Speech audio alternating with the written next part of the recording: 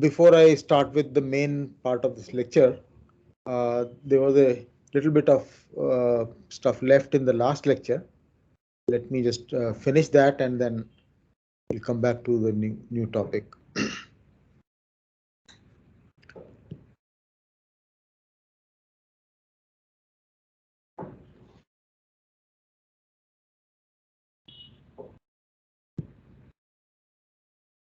You are able to see the screen?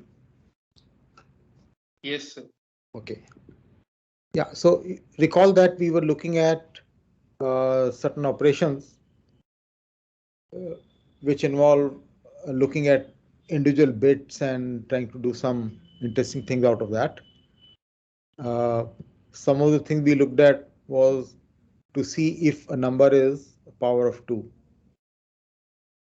And another question would be that if it is indeed a power of 2, then what is that power? Okay, if it is 2 raised to power k, what is k?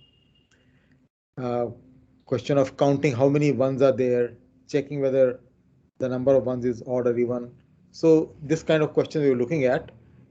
We had looked at specifically code to check if v is a power of 2. Okay, v is a given number and whether it's a power of 2 or not. And you would recall that we utilize the property of this computation, taking a number and a number one less than that, performing bit by bit AND operation. Okay. So what it results is that the rightmost bit, rightmost one, which is there in the number, becomes 0. Okay. So if for a non-zero number, if this quantity is 0, then there was a single one which has now become 0. Okay, so this condition indicates that a given number is a power of 2. So we had seen the code for that. Let me not repeat it. And based on the same idea, we also saw the program for counting number of ones in a bit string. Okay, so you keep on making the 1 0 one by one, starting from the rightmost position, and every time you iterate in the loop, you count. Okay, so that tells you how many ones were there. You could also take the approach that you have a loop which goes 32 times. You look at every bit, see whether it is 1 or 0. But interestingly, you would notice here that the number of iterations you have of this loop is same as the number of ones. Okay, so this is much more efficient way of doing it. And that's the assembly code. Okay. All right. Next question was finding k when v is a power of 2. Okay. So if v has a single one, which is same thing as saying that v is a power of 2, we want to find the position where that one is located. Okay. So again, one could think of scanning all the 32 bits and finding where this one exists. But we know that stuff like binary search makes things faster. All right. So we are trying to find the position of that one. So we check whether it is in the left half or in the right half, and then we look at quarter, then we look at 1/8 and so on. So in log of 32 to the base 2, which is 5, in 5 steps we can find where that one is located. Okay, so that's an interesting approach, and let me just illustrate that. What we are doing is we are dividing this 32-bit number into the left half 16 bits, right half 16 bits, and then whichever side we find it. Okay, so first step would tell us whether it is in left half or right half. Then we pick up the half where you have it and divide it into quarters and so on. So these are the ultimately when you reach the point that you are looking between 2 bits, then you will get the final answer. So how do you do that? I'm first indicating in a C-like language, right? As you can see, there are 5 steps involved. There are 5 pieces of code which are sort of repeating with some variation. All right, so C is a variable which will have the final result. V is the number we are looking at. So first thing is we perform bit by bit AND operation with this pattern. Okay, hexadecimal 0000 FFFF.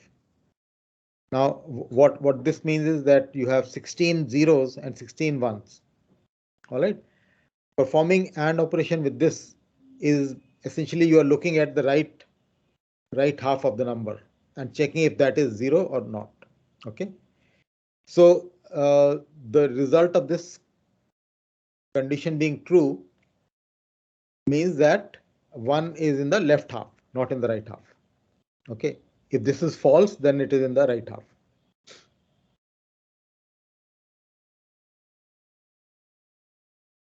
Okay. So now what do we conclude from that? If it is true, then the position of 1 is somewhere between 16 to 31. All right. So we add 16 to C, right? The result is going to be 16 plus something. So we actually put 16 already there in C. And now we need to look at the left half of V. So we shift V right by 16 positions. All right. If the condition was false, then we keep C as 0, no change, and we look at V itself, because after this we are going to look at only right half of V. Is that clear?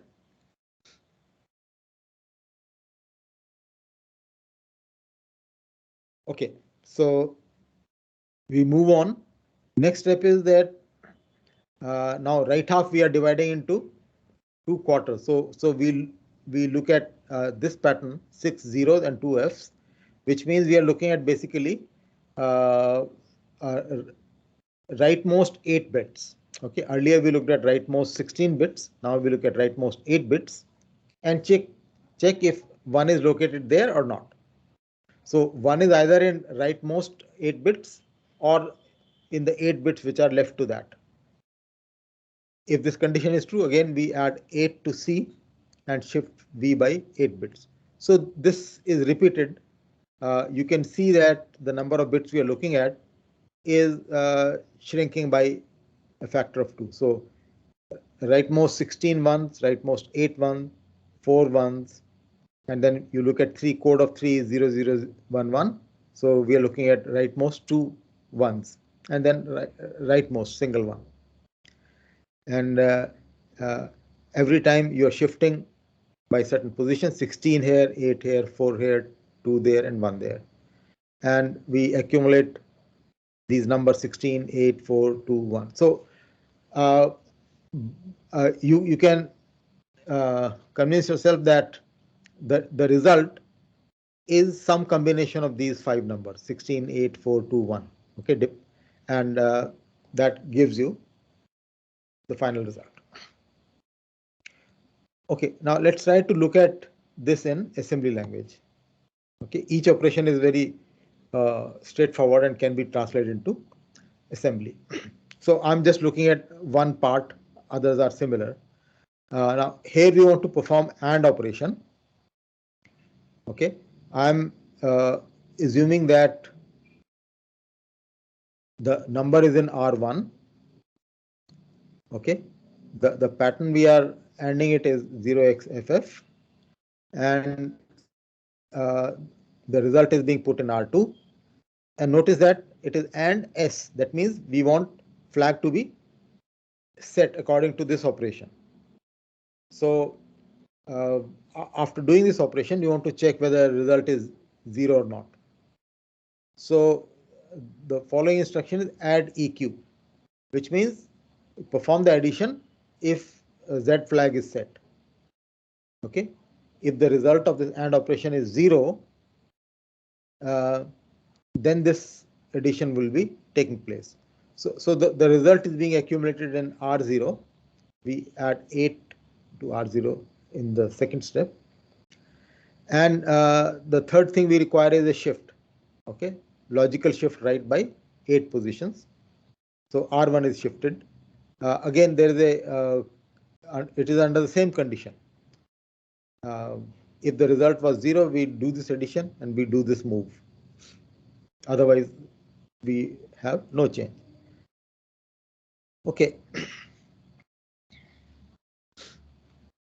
Hello, sir. Can you please explain again why we took the end of V and 0x double F to decide? So look at the left part. What we are doing is V and 0, 0, 0, 0, 0, 0, FF. So essentially it is and being performed by this number. Okay, now there would be a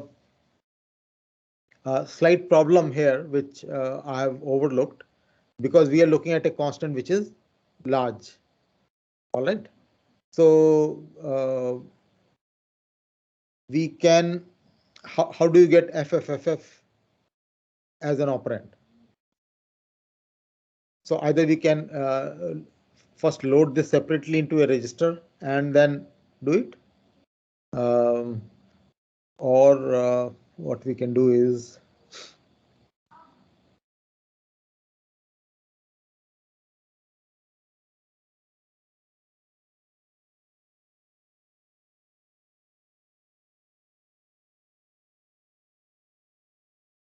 we can probably initialize the register with this number beforehand. Other constants are small, so there's no problem. The only one which would hit our limits is this first one. Okay, the key thing here is that we are not having any branches. Okay, you notice that I didn't use any branch instruction. We made use of provision of a condition with operations like add and move. Okay, we are conditionally doing add and move. Okay. The next problem I'm looking at is computing parity, which means we want to find basically if the number of ones is even or odd. Okay, we don't need exact count, but we just want to see the parity, even or odd.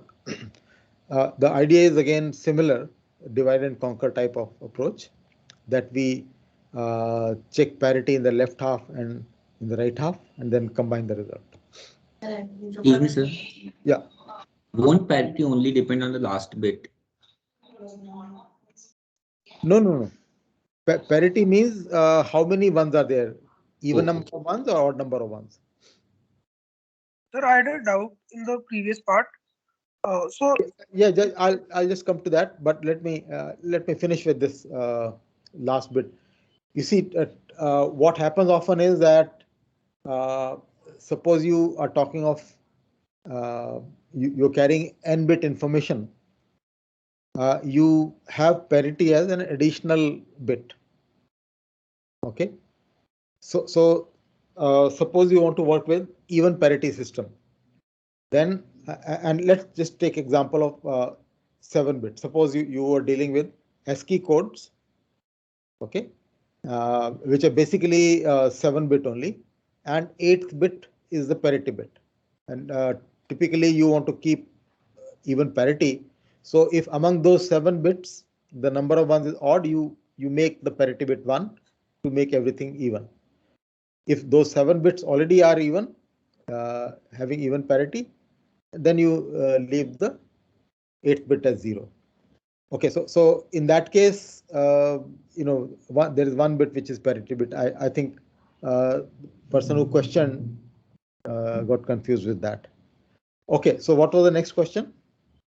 So like if there's a logical shift right of 1 and there is a logical shift right of 8, suppose. So will both the operations take same amount of time?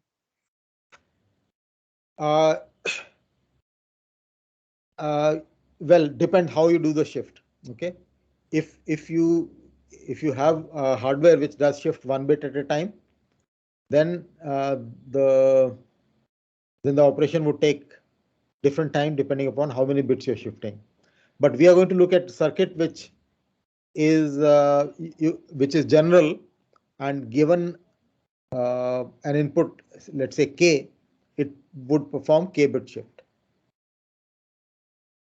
Okay, so we are going to discuss a circuit like that, which is in one shot it will do k bit shift. Okay. All right. So coming back to parity computation, the first step we are doing is taking the left half and the right half. So these are now two strings, each of 16 bits, and we perform bit by bit XOR operation. Okay. Then we have a 16-bit result out of this. Then we divide the 16-bit into 8 and 8, perform XOR operation, and we keep doing that. Okay. So what is happening is that every time we find a pair of ones, we are reducing that to 0. Okay, this is what XOR does. 0 1 or 1 0 gives you 1, so there is no change in number of ones. But 2 ones will give a 0. That means a pair is eliminated, and finally you are left with 2 bits, and then you do one more XOR, which is not shown in this picture. That's the last step. You get a 1 or 0, indicating whether the number of ones is odd or even. Okay, so now let's look at the code for doing that. We have V and V shifted by 16 positions. Okay, shifted right by 16 position. We perform bit by bit XOR. So now this XOR operation is a 32-bit operation. What is happening on the right half is that first 16 bits of V have been XORed with the rightmost 16 bits of V. But on the left half, it is the left part of V and left part of shifted V. This one has 16 0 on the left side. So those 16 bits in the result will be same as left 16 bits of V, but we don't want to look at that. You know, that's being generated as a byproduct, but we don't look at that. Then we look at this XOR of V and V shifted by 8 positions. Okay, and then we do for 4, then we do for 2, and then we do for 1. So at the end, finally we look at the last bit. Okay, to look at the last bit, we have V ANDed by this one, which is 13, which is 31 zeros and a single 1. Okay, the code of 1 is rightmost bit is 1, rest are 0. So essentially we get a 0 1 answer depending upon whether it is even parity or odd parity. Okay, the assembly code for this is fairly straightforward. Each one is a single instruction. Okay, you take R0 has the input. You're doing XOR of R0 with R0 shifted right 16 positions, and the result is back in R0. Okay, so you do 5 such XOR operations, and then finally AND operation, and there you have the result. Okay, now this is a bit tricky, bit reversal. What you want to do here is that you have a 32-bit pattern, you just want to flip it around. All right. Why would you like to do that? There are some interesting algorithms like fast Fourier transform, where arrays have to be indexed by bit reversal of some number. So you are counting, but the array is indexed not in the straightforward order, it has to be indexed by that number which is bit reversed. Okay, so there are some contexts like that where you need to reverse the bits. So how do you do that? Again, there is a divide and conquer kind of method which does it in 5 steps. Interchange two 16-bit halves. Okay, then within each half interchange the quarters. Okay, then interchange 1/8 and so on. So in the second step, you are performing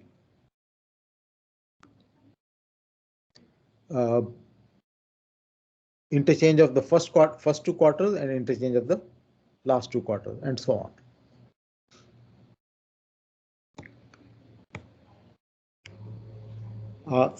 So let's see how we do that.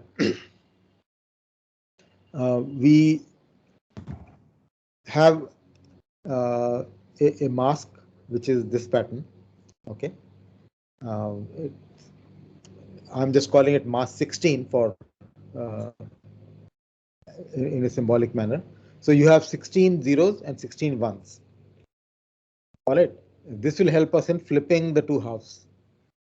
Then we have a mask which is 00FF, 00FF. Okay, so 8 zeros, 8 ones, 8 zeros, 8 ones. This will allow you to flip the quarters. And then we move on to 0F, 0F, 0F, 0F. 4 zeros, 4 ones, 4 0, 4 ones, and so on. Then 3 3 3 3. So each 3 is 2 zeros and 2 ones. And finally 5, which is 0 1 0 1. Okay. So now with the help of these masks, I'll write down the steps. So the first step is we perform bit by bit AND operation with mask 16. Okay, let's call it R. This result is R, and we perform same masking with V shifted by 16 positions to the right, and let's call it L. So what we have got here is essentially R contains the right half and L contains the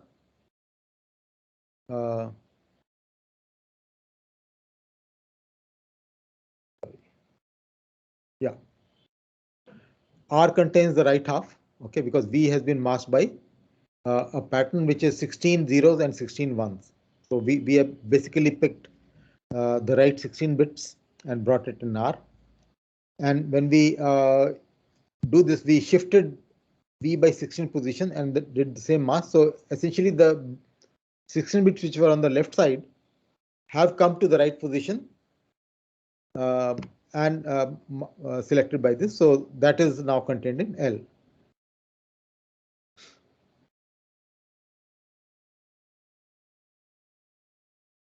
So now how do we flip these?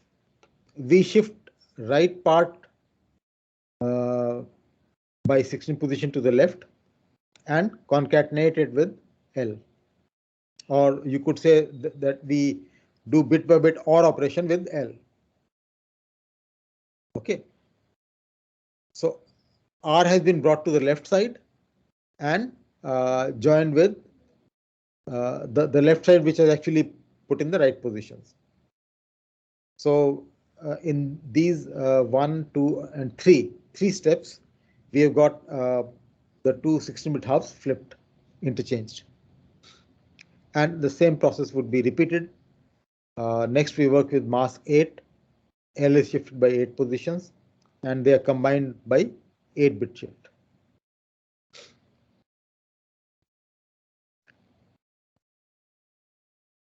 The next is 4, then 2, and then 1. Okay. So now let's look at one of the steps and look at the code.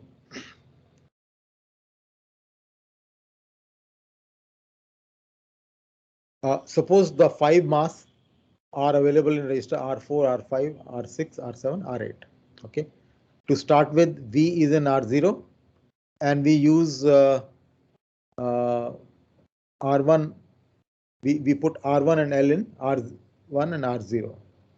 R1 is put in, R1 contains R, R0 contains L after the operation. Okay, so now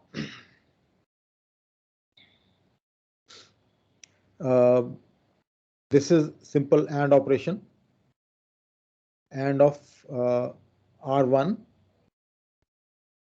and R0, AND of R0 and R5. The result is in R1. Okay, R0 contains V. Okay, R5 contains one of the mask 8 in this case, and the result is put in R1, which is supposed to contain capital R. The second step, V is shifted by 8 positions, so R0, LSR 8.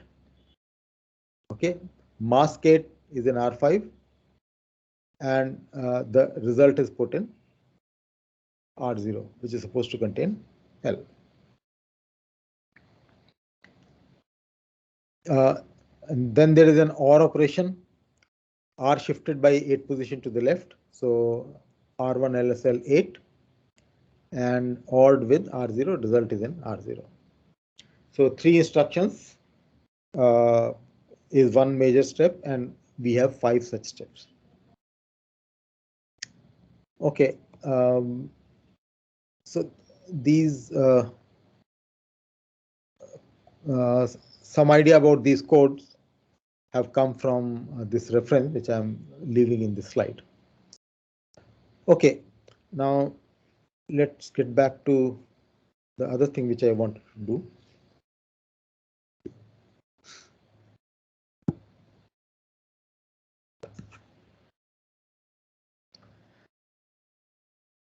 So we have been talking about instruction set of a particular processor, ARM processor, right?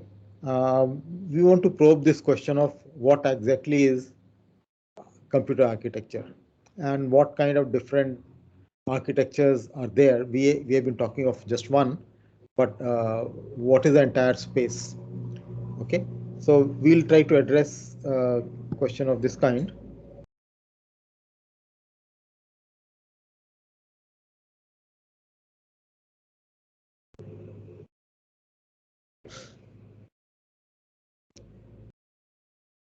What is computer architecture? We understand architecture in context of building. So is there any relationship between the use of term architecture here and the way we know? Is there any analogy? So there is, in fact, when you talk of architecture of a building, essentially you're talking it from a functional point of view. You're looking at the appearance.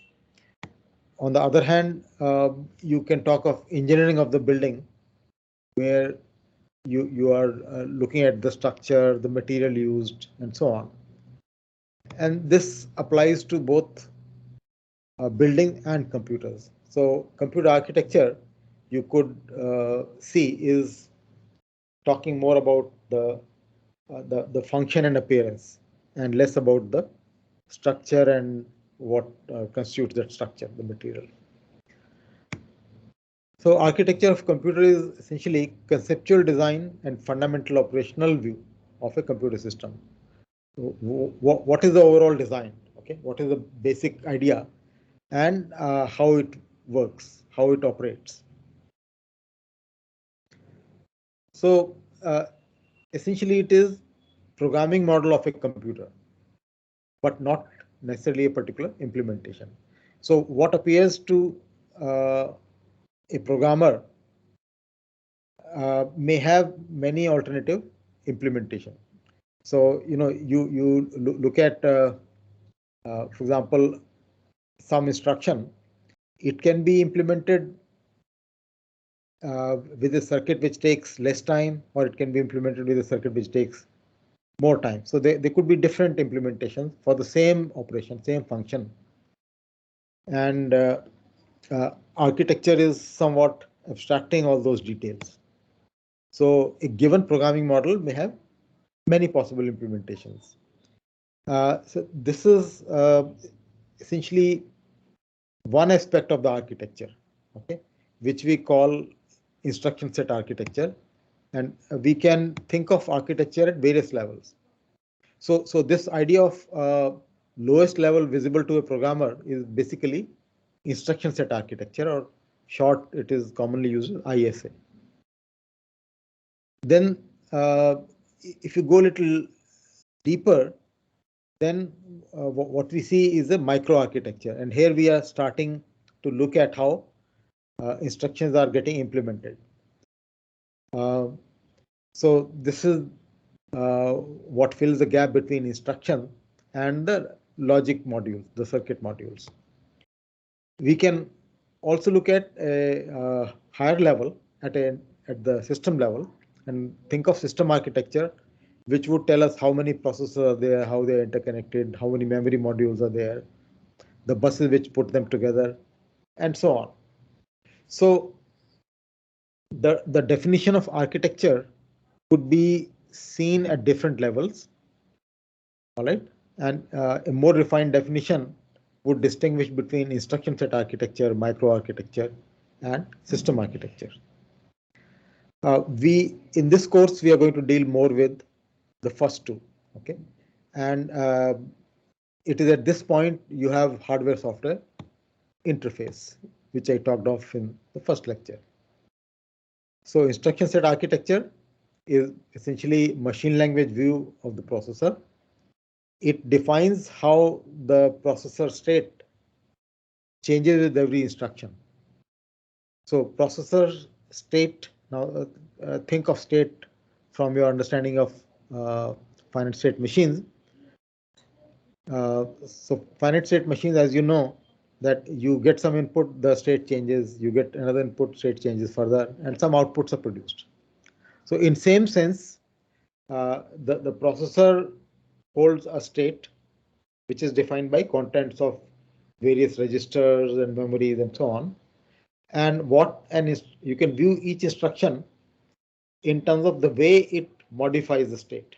Okay, what changes it causes in the contents of register file, what changes it causes in the contents of memory location.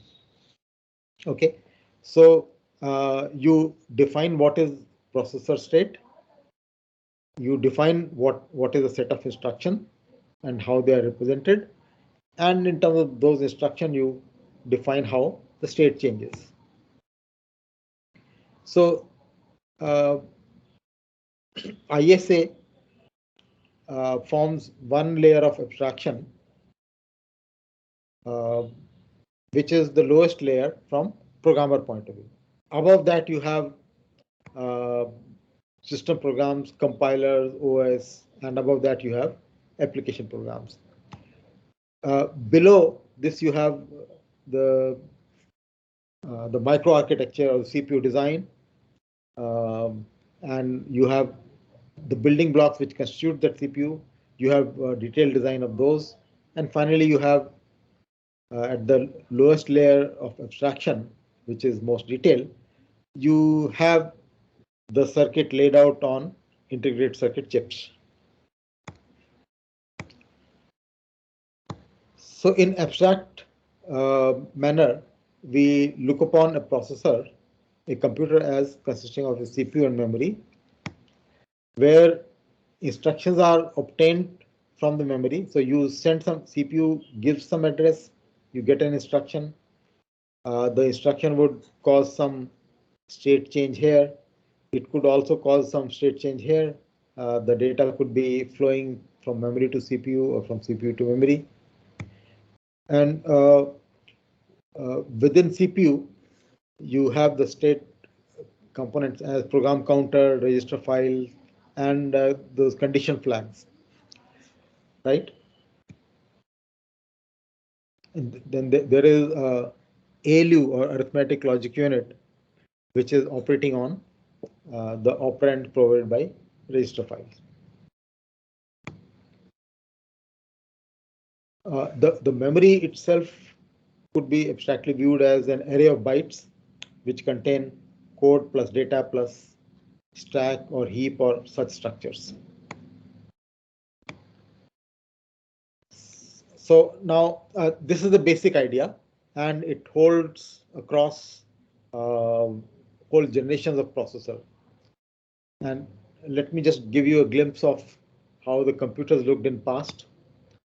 So this is a picture of a very early processor, one of the earliest commercial processor in early 50s. So these kind of computers came to be known as mainframe computer, where in a hall you'll have a whole lot of equipment forming just one single computer. This is what is called a mini computer. So an example is shown here, where see a mainframe is used by a large community of users. It is shared among several programmers or several users, whereas here now things are becoming more individualized. So a mini computer, which would typically be just one cupboard and some peripherals, would be shared by a very small group of people. Here is another very large mainframe computer.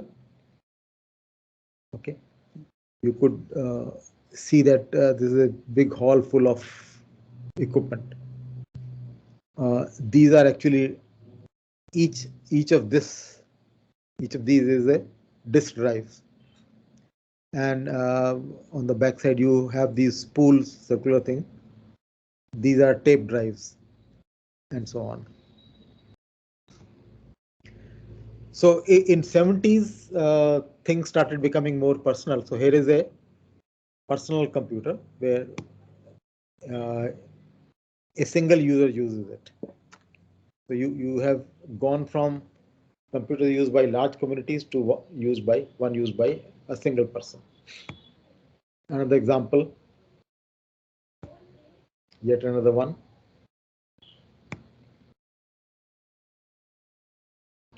So this is the origin of laptops. Okay, something which can be folded and put in a bag. Another laptop. Then sometime in maybe 90s or even earlier, you started getting huge computers for very specific kind of applications. So these are called supercomputers, and they would be several orders of magnitude more powerful than the typical computers, even mainframes. Right. So these are used for example, simulating atmosphere and ocean, for weather prediction. So these have to operate on huge amount of data and solve very complex equations for making such prediction. So huge amount of computation. Now let's come to the present. Today we see a large variety of computers as shown in the list. So you have noticed that something which I mentioned, like mini computer and mainframe, they have almost vanished. They have vanished in this list. You have laptop and desktop, which are individual oriented, of a personal nature. Then you have servers which can serve large number of users, and data center which could data centers are essentially a collection of several servers. Okay, you could think of data centers as that, which can serve a much larger community.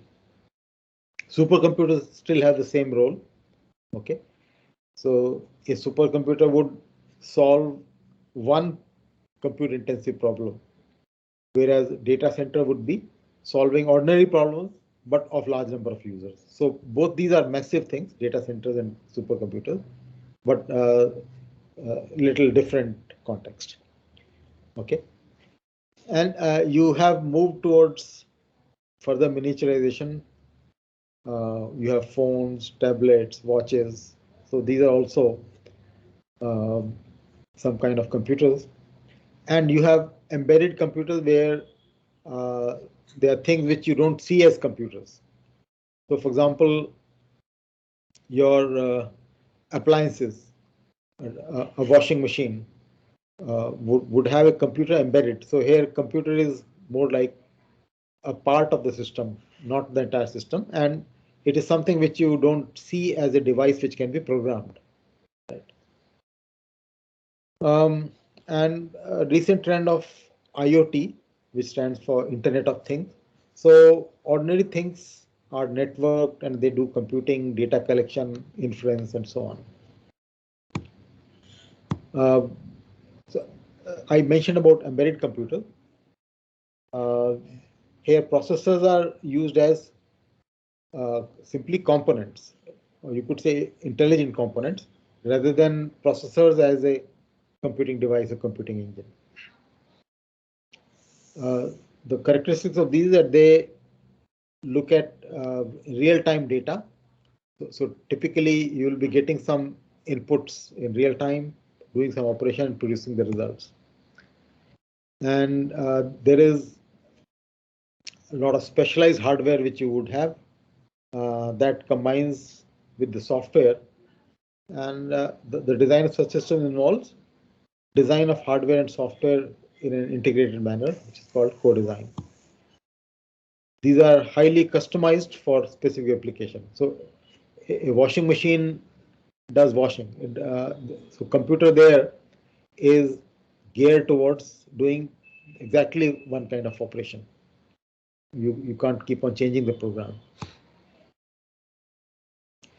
So now you have processors and computers in different types of systems. What is the difference between these? So what is common is that each one uh, uh, is capable of executing certain instruction. Okay, so each processor can be defined in terms of the instruction it can execute. But the difference lies in uh, things like performance or speed.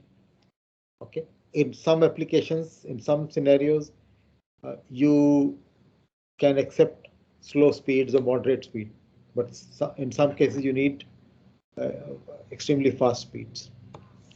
Okay, power consumption could be another consideration. In the devices which are mobile or battery driven, the power consumption is very important concern. You want the battery charge to last as long as possible, whereas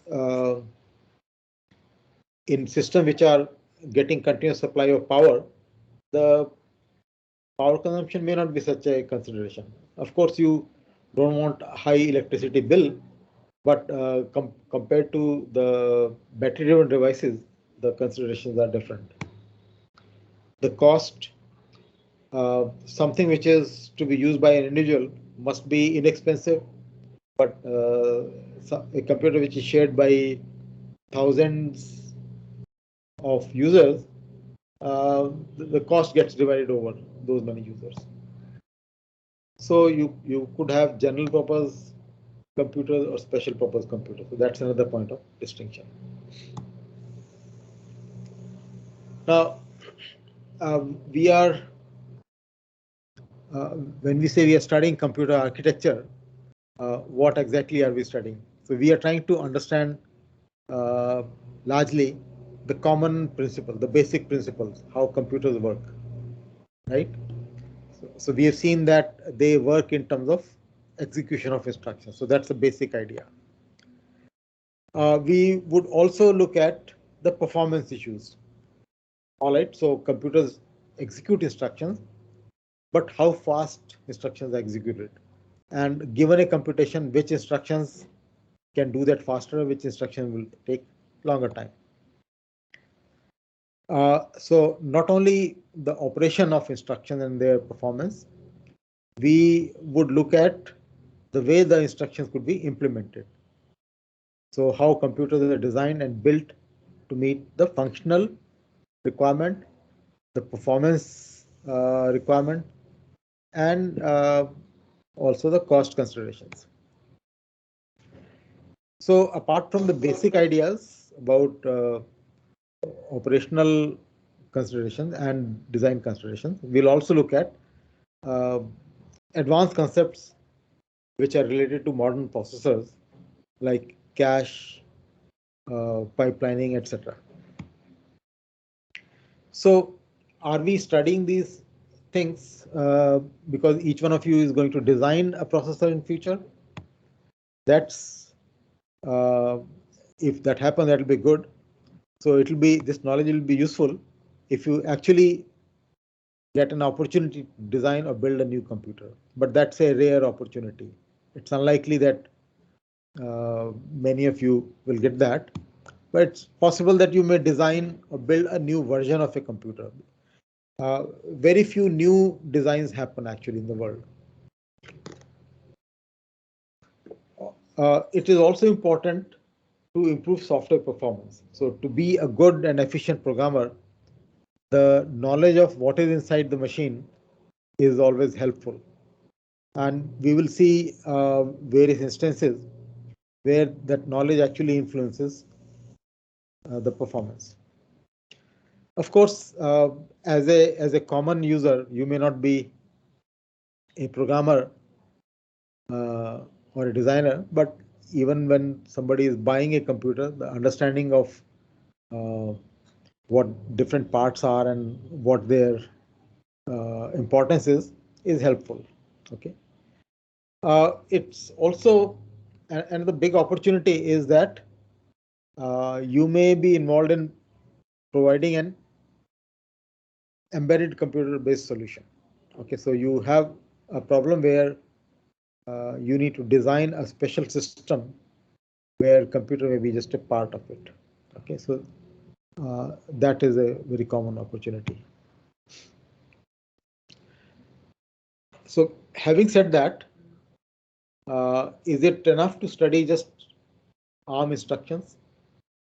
So the answer is yes and no.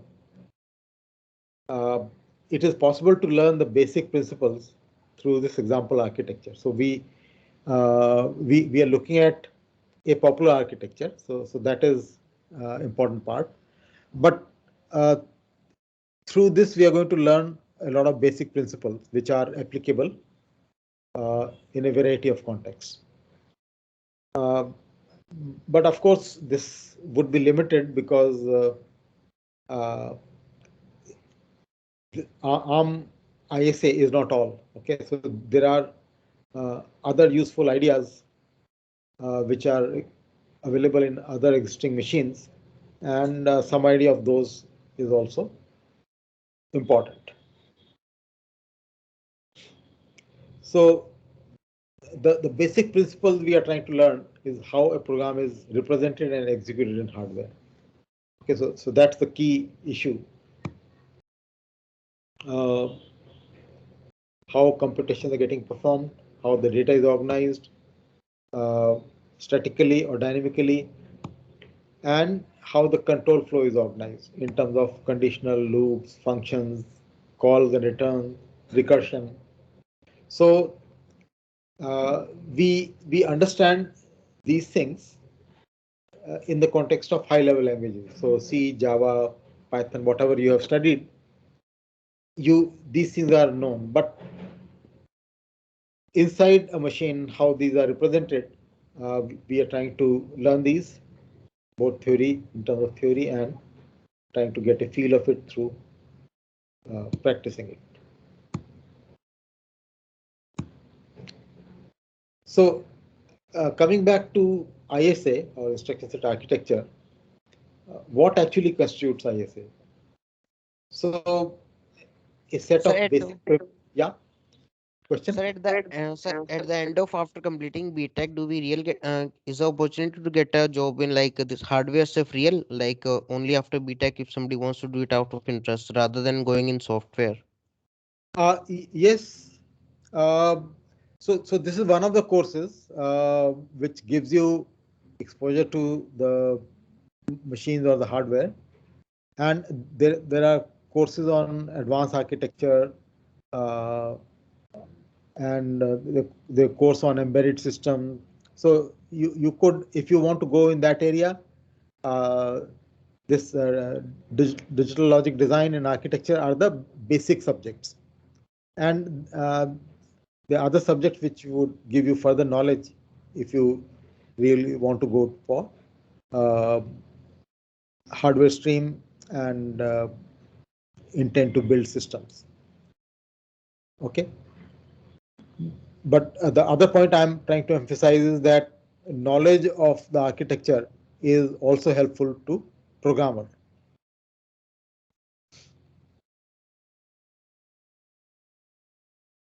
Okay, so just to conclude, uh, after BTech, can you do hardware design job? The answer is yes. Thank you, sir. So uh, the different constituents of ISA is what we are trying to look at. One is the basic operation which can be done. Okay, set of basic or primitive operations, and complex computations are built using those primitive operations. The next aspect is the storage structure. How many registers you have, how much memory you have, how the memory is addressed, and memory may have much more complex structure, not just one piece of memory. They may be a mixture of different types of memories. How addresses are specified. Okay, so when you need to refer to operands, depending upon whether operands are in registers or memories, you need to specify their addresses. So the method of computing addresses could be computed in many different ways. Address could come straight from the instruction, could come from a register, could be combination of the two, and could automatically change. So many possibilities are there when you're dealing with addresses. How instructions are represented. So typically, when you talk of set of operations, you have the basic arithmetic and logical operations. Okay, but some machines, some processors may also include complex operations. Okay, so for example, you could have a single instruction which increments a number, compares it with a limit, and performs a branch. Okay, so these are real examples. So in a single instruction, you are incrementing, comparing, and branching, and you could see that such a thing is very useful for implementation of loop. Or there could be single instruction which could move a block of data from one area in memory to another area. Okay, we talked of move instruction, which is moving from one register to other register, but there are examples where a single instruction provides movement of multiple words of data. Okay, so you could see that set of operation could range from something which is very primitive, you can't even think of dividing it further, or uh, such complex operations, right? So goal of such complex instruction is typically to reduce the number of instructions. The same computation could be expressed in terms of a small sequence of instructions if you have such powerful operations available. If you don't have, and you have very primitive operation, you will tend to have longer sequence of instruction, longer programs. But the flip side of this is that uh, the hardware might be slower. The implementation of these could be slower. So, attempt to implement a few complex instructions uh, might result in inefficient implementation of everything else. The clock period at which you can run the whole processor could get slowed down uh, if such complex instructions are there. Okay.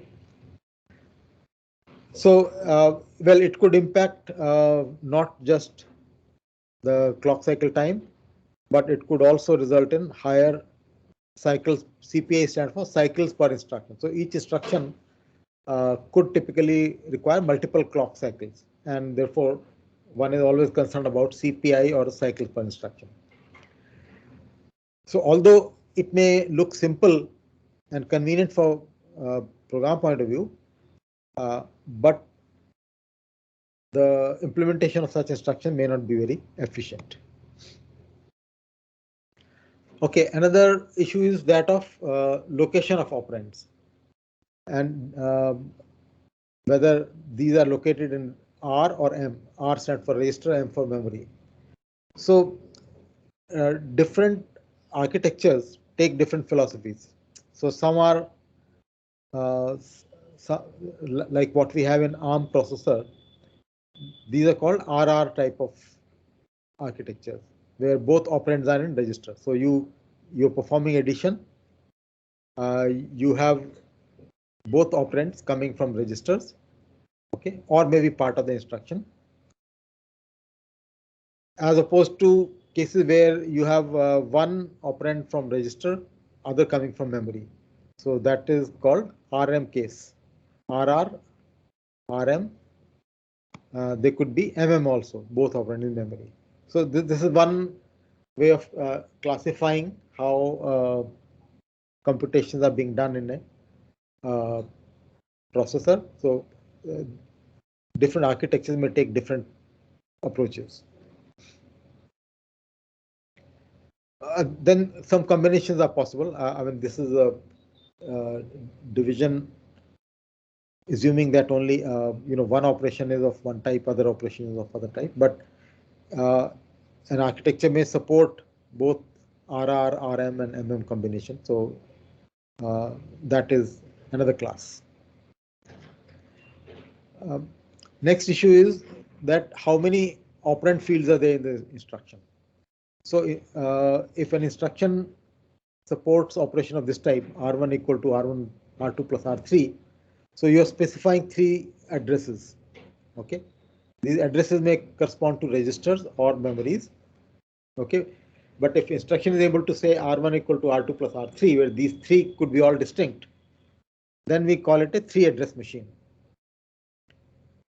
In a 2-address machine, you are limited to specifying 2 things, and typically one of the operands is also the destination of the result.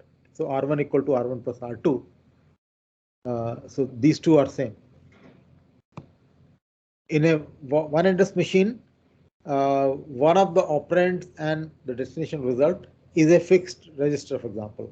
Okay, I'm putting it as ACC, which is a short for accumulator. So ACC equal to ACC plus X. X is the only address you are providing. ACC is assumed, it is fixed. Okay, so you have subtract instruction, which will be ACC equal to ACC minus X. So this ACC will be part of all instructions, and one address gets specified.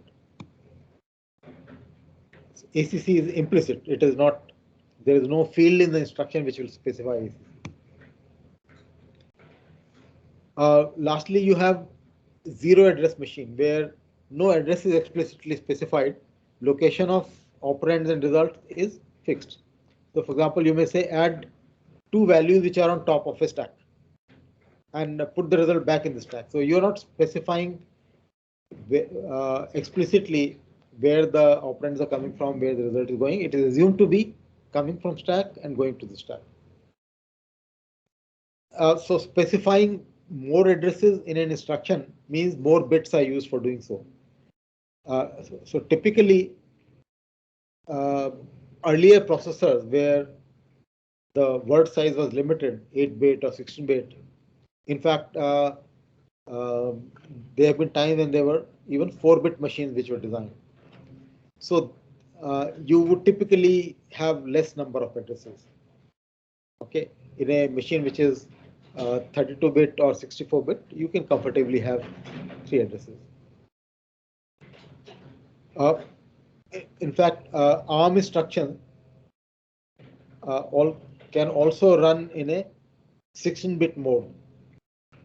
Okay, so what you see at assembly level can be encoded in 16 bits with some certain restrictions, and that instruction set is called thumb instruction. So the purpose of that is to economize on use of memory and also reduce power consumption. But typically there this restriction comes in. So thumb instructions uh, more commonly have 2 addresses rather than 3.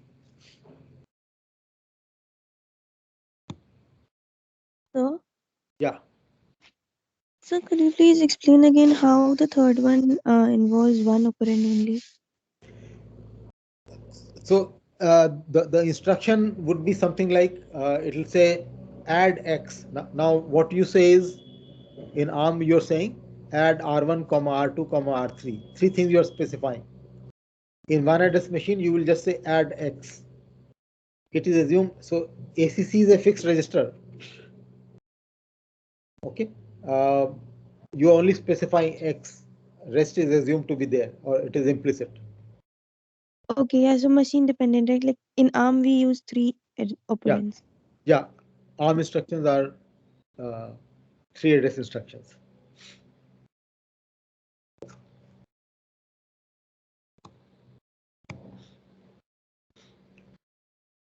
Okay, let's look at the variation in register organization.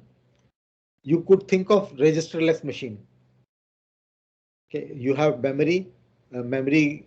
and all addresses refer to memory. So when you say when you want to do x equal to y plus z, x is a memory address, y is a memory address, z is a memory address. All right, so everything comes from memory, but of course memory addresses are much bigger as compared to register addresses. You have accumulator based machines where I said ACC equal to ACC plus X. X could be a memory address. Okay, the processor may have a single register called accumulator, and other operands could come from memory. The result is an accumulator. You will of course have instruction where you could transfer data from accumulator to memory, or you could simply also load. Suppose you have 2 operands X and Y in memory, and the result is some of these which has to be stored in memory at location Z. So you will have to do this in 3 steps. You will, or even more. Uh, yeah, 3 would be okay. So you would say load X. That means from location X in memory, it comes to accumulator. Then you'll say add Y. So contents of location Y of memory get added to accumulator. And then you'll say store Z. So the result gets stored in Z.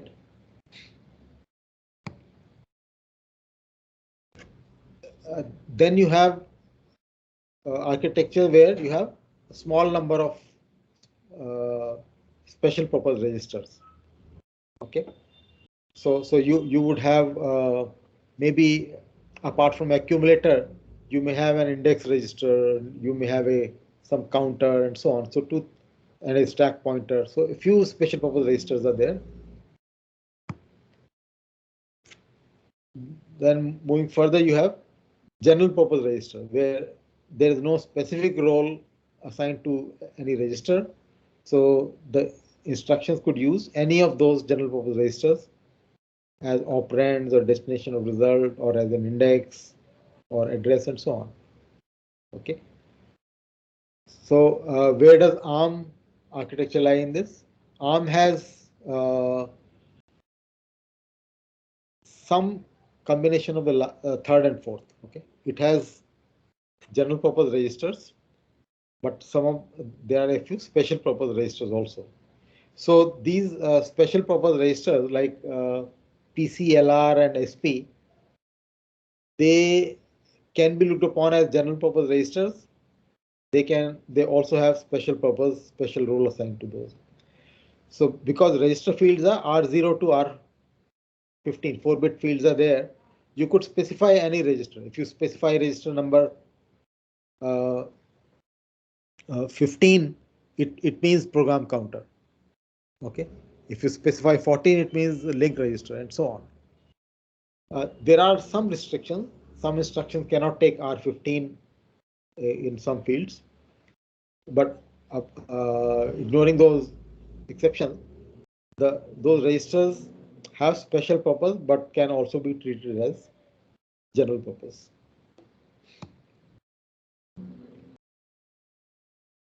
Then going further, you have processors where you have multiple register sets. Okay, you have large number of registers, and you specify, a part of it may be used in any given context, but as context changes, you may use another set. So it's like you have R0 to R15. You could have many such sets of registers. Okay. So like when you're making a call to a function, you start using a different set. So there is the problem of saving register or restoring register gets eliminated. Now, based on some of these characteristics which I mentioned, you have different processor design philosophies, which are named as RISC or CISC. RISC stands for Reduced Instruction Set Computer, and CISC is Complex Instruction Set Computer. So reduced versus complex instruction set computer. So these are not exact definitions, but just two different ways of looking at things. In RISC approach, you think of a small set of instructions with uniformity of their structure. Each instruction providing a very simple function and limited ways of addressing the operands. You have register-based architecture with 3 address instructions rather than memory. So RR type of architecture, okay, not RM or MM.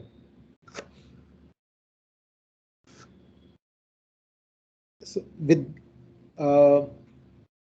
I'll come back to why we are talking of these particular approaches.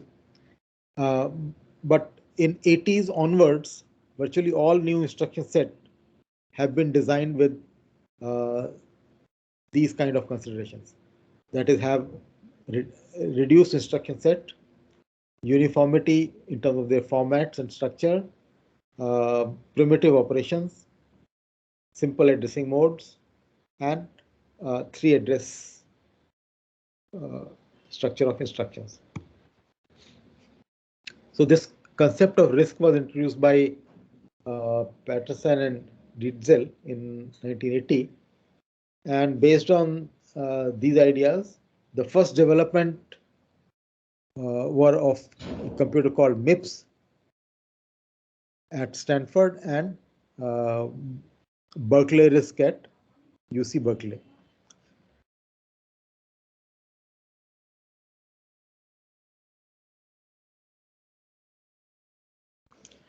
The basic idea is that such an architecture can be implemented more efficiently in VLSI technology, as opposed to trying to provide complex instruction, which may have poor implementation. Okay.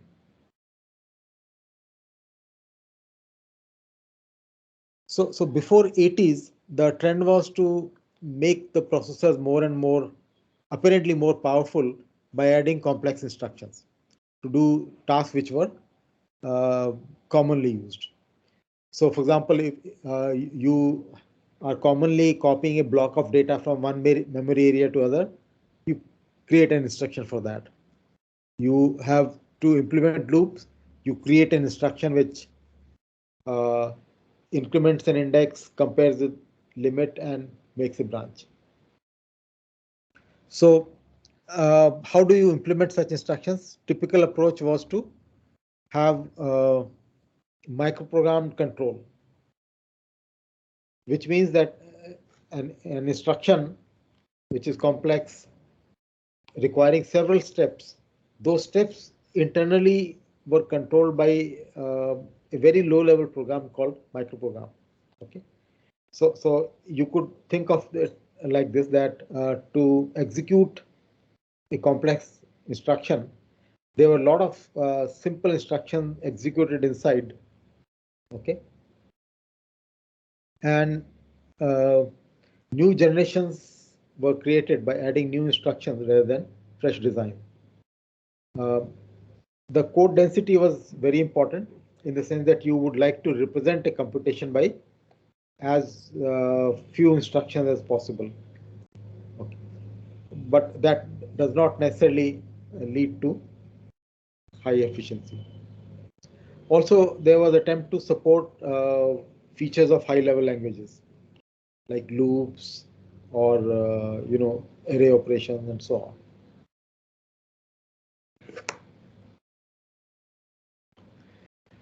Now, whereas a computer designer may provide a large number of instructions, some of them very complex, compiler would find it difficult to use all the instructions. So compiler which have to generate code would end up in using a few instructions, and therefore rest is waste.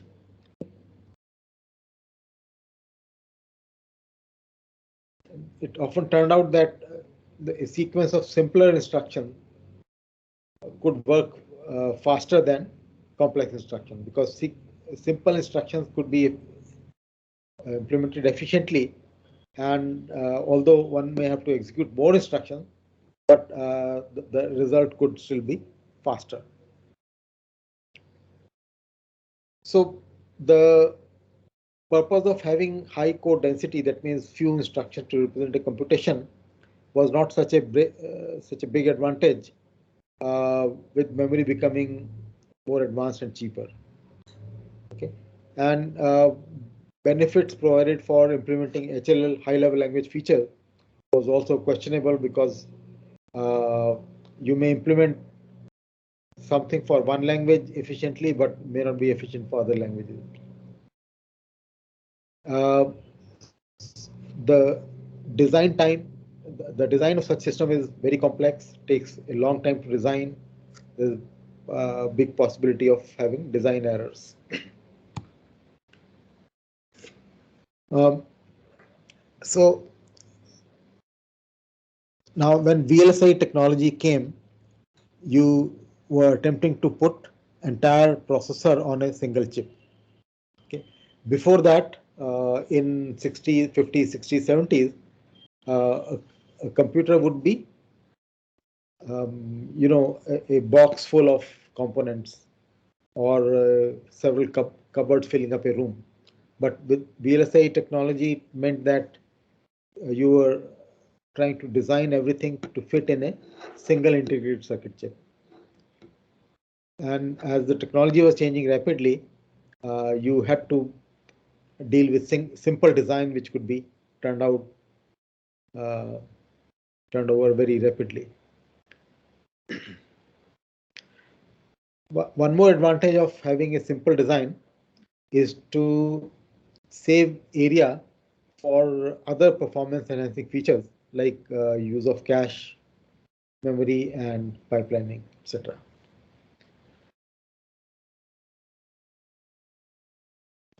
Okay, so let me stop at this point.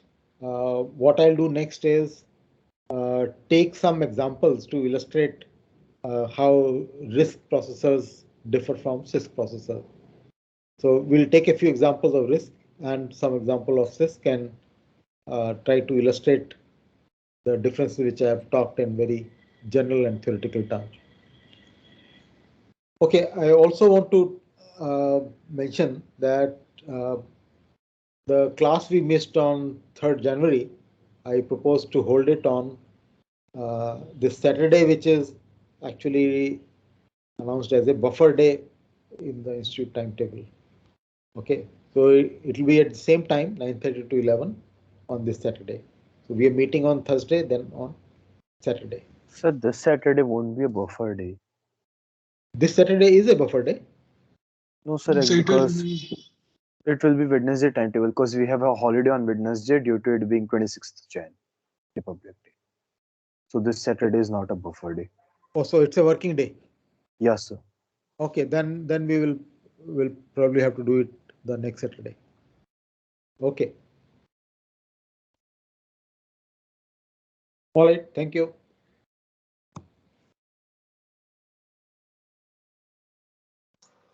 Thank you, sir. Sir, I have one doubt. Yeah. Like when we are passing parameters through register, when we are calling callee through caller, Yeah.